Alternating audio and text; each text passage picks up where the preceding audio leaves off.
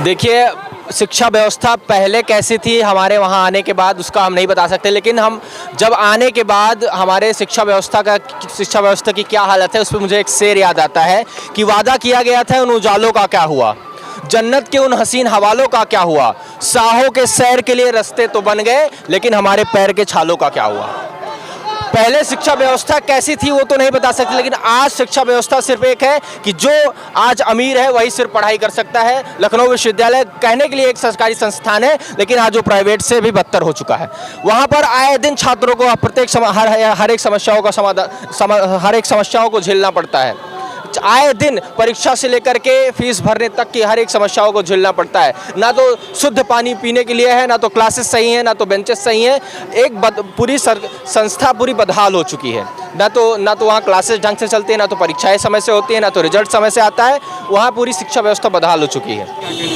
सबसे पहले तो छात्रों की तरफ से और विभिन्न छात्र संगठनों की तरफ से हम लोग पूरे देश को इस गणतंत्र दिवस की शुभकामनाएं देना चाहते हैं।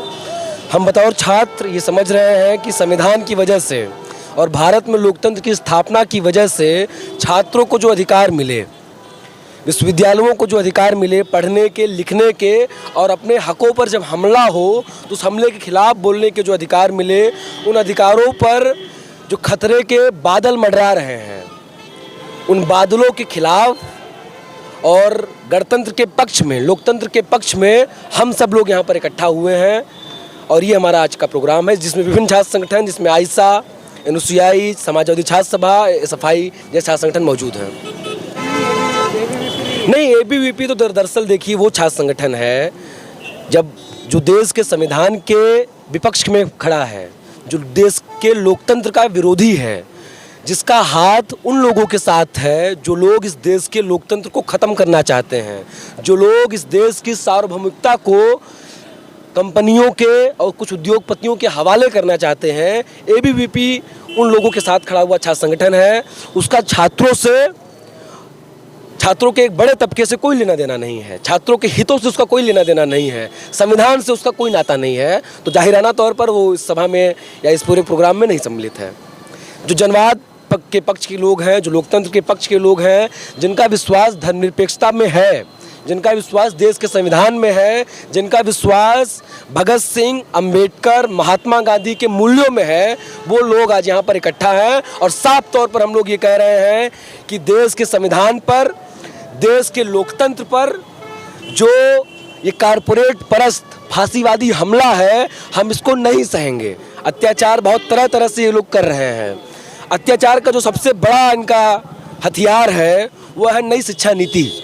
ये लोग नई शिक्षा नीति लेकर आए हैं जिसमें ये साफ प्रावधान है कि ये लोग यूजीसी को ख़त्म कर देंगे, यानी कि विश्वविद्यालयों को लोन देंगे, ऋण देंगे। जब विश्वविद्यालय लोन लेंगे, उस लोन की भरपाई कहाँ से होगी? आप बताइए, जो लोग देख रहे हैं वो बताएं। उस लोन की भरपाई साफ तौर पर छात्रों की फीस बढ़ाकर की जाएगी। उसी क्रम में देखिए, कोई हवाई बात नहीं है, इलाहाबाद विश्वविद्यालय में 400% की फीस वृद्धि हुई है। दिल्ली विश्वविद्यालय में कई गुना फीसें बढ़ी हैं, बीएचयू में फीसें बढ़ी हैं, लखनऊ विश्वविद्यालय में सेल्फ फाइनेंस कोर्सेज बढ़े हैं। संविधान ने ये कहा कि विश्वविद्यालयों को चलाने का काम सरकार का है, तो संविधान ने जो सरकार को जो काम सौंपा था कि आप विश्वविद्यालय को चलाइए, उसको सरकार उस काम से पीछे हट जाएगी और उस काम को उद्योगपतियों के हवाले कर देगी। 1 लाख रुपए में हम लोग एमए करेंगे, 2 लाख रुपए देके हम लोग बीए करेंगे। किसानों के बच्चे, मजदूरों के बच्चे, मजलूमों के बच्चे, दलितों, पिछड़ों, मुसलमानों के बच्चे 1 लाख रुपए देके पढ़ाई कर पाएंगे। देश के लोग इतना करें। और तमाम लोकतांत्रिक अधिकार छात्र संघ हर जगह से ये लोग बंद कर दिए हैं। छात्र संघ नहीं होंगे तो क्या नेताओं के बेटे ही नेता बनेंगे ना? छात्रों की आवाज़ कैसे पहुंचेगी देश की मुख्यधारा तक अगर छात्र संघ नहीं होंगे? तो बड़ा सवाल है कि भाजपा छात्र संघ के चुनाव क्यों नहीं कराती है। वो पढ़ाई कम और जो है उपद्रव ज़्यादा करती है। भाजपा के एक एमपी हैं, पिछले दिनों उन्होंने लोकसभा में ये कहा, मैं एक मुसलमान दूसरे मुसलमान सांसद को गंदी और भद्दी गालियाँ दी। एक दूसरे एमपी हैं प्रताप सिम्हा, जिनके कार्ड की मदद लेकर कुछ लोग संसद में घुसते हैं और विस्फोटक पदार्थों से संसद पर हमला करते हैं। तो संसद के भीतर ये सब कुछ जो कुछ हो रहा है भाजपा के सांसदों द्वारा, तो क्या भाजपा अब चुनाव नहीं लड़ेगी? ये सांसद भी तो उपद्रवी है ना। प्रदेश के जो मुख्यमंत्री हैं इनके ऊपर बहुत सारे मुकदमे थे, मुख्यमंत्री बनते ही उन्होंने सारे मुकदमे हटा लिए। ये अपराधी थे, आज ये अपराधी नहीं है। तो क्या चुनाव नहीं होने चाहिए? विधानसभा के चुनाव ना हो, योगी आदित्यनाथ मुख्यमंत्री नहीं बन सकते हैं? तो छाछंग के चुनाव में, छाछंग के चुनाव का जो आपराधिक एक छवि बनाई गई वो छवि झूठ है। छाछंग के चुनाव लोकतंत्र की नर्सरी है। गरीब और पिछड़े और गांव से आने वाले बच्चे भारतीय राजनीति में अपनी आवाज़ मिला सकें, उसकी एक पाठशाला है। उस पाठशाला को बंद करने की ये साजिश है। उसके लिए कहा जाता है कि छाछंग की राजनीति का अपराधीकरण हो चुका है। ये झूठ है। हम सबकी बहुत सीधी सी मांग है कि राष्ट्रीय जातिगत जनगणना होनी चाहिए। बहुत साफ मांग है। उसी से ये पता चलेगा कि देश की संस्थाओं में किन जातियों का कितना प्रतिनिधित्व है, देश के जो संसाधन है, देश की जो संपत्ति है, देश का जो लैंड है, उस लैंड पर किस जाति का कितना कब्जा है और कितना कब्जा नहीं है, और रिजर्वेशन किस हद तक लागू हो पाया है। इन सब के आंकड़े उसके बाद ही खुल पाएंगे। इसके लिए हम लोग जातिगत जनगणना चाहते हैं। लेकिन चूंकि भाजपा नहीं चाहती कि दलित, पिछड़े, मुसलमान, शोषित, गरीब, किसान और मजदूर अपने हकों को प्राप्त कर सकें, देश के संसाधनों पर वो भी बराबरी का हक रख सकें, वो ये नहीं चाहती है। इसलिए वो जातिगत जनगणना नहीं करा रही है। मोदी जी कहते हैं, आखिरी बात, मोदी जी कहते हैं कि वो पिछड़े हैं। तो ये पिछड़े का कपड़ा पहन के, पिछड़े का बाना पहन के, ये जो पिछड़ा विरोधी, दलित विरोधी, मुसलमान विरोधी चरित्र है मोदी जी का, वो साफ दिखता है कि वो जातिगत जनगणना के खिलाफ खड़े हैं। संविधान में साफ तौर पर सामाजिक पिछड़ेपन के आधार पर आरक्षण की बात है। आर्थिक उन्नति के लिए बहुत सारी स्कॉलरशिप हैं, बहुत सारी तमाम अन्य योजनाएं हैं, लेकिन सामाजिक पिछड़ेपन को खत्म करने की एकमात्र योजना आरक्षण है।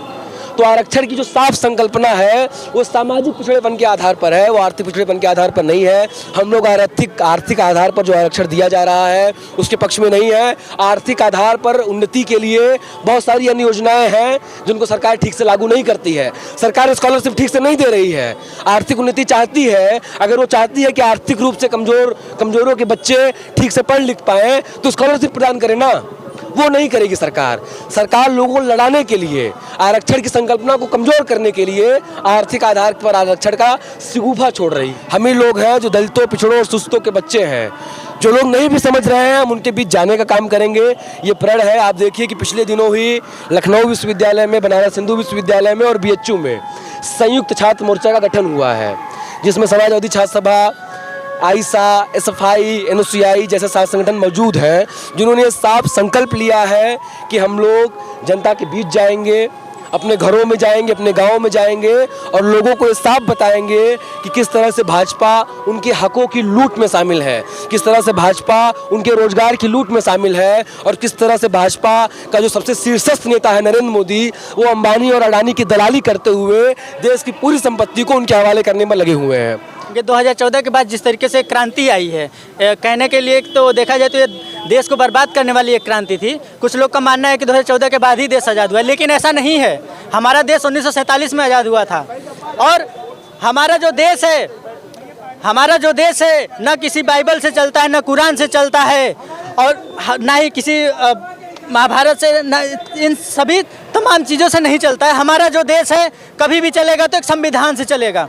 हमारे देश के महापुरुष डॉक्टर अंबेडकर, गांधी जी, ज्योतिबा फूले, इन सब ने संघर्ष किया था। इन लोगों ने ऐसा संघर्ष किया था, इन लोगों ने एक सपना देखा था कि हमारा जो देश आज़ाद होगा, उसके बाद से जो नागरिक होंगे, चाहे वो दलित हो, पिछड़ा हो, बड़ा हो, अगड़ा हो, सब एक साथ मिल करके इस देश में राज करेंगे और इस देश को आगे तक लेकर के जाएंगे। लेकिन कहीं अभी ये स्थिति नहीं है जिसकी आप बातें कर रहे हैं। ये चीज़ें अभी जो है नहीं हो रही हैं, संविधान के अकॉर्डिंग चीज़ें नहीं चल रही हैं। संविधान को कहीं ना कहीं खत्म किया जा रहा है। आप देख सकते होंगे, अभी कुछ दिन पहले मैं अपने कानों से सुना था जो कि राम को डायरेक्ट संविधान से जोड़ना चाहते हैं, लेकिन मैं कहता हूं कि संविधान नहीं रहा होता तो आपके राम को भी आज़ादी नहीं मिली होती, उनका भी न्याय नहीं हुआ होता।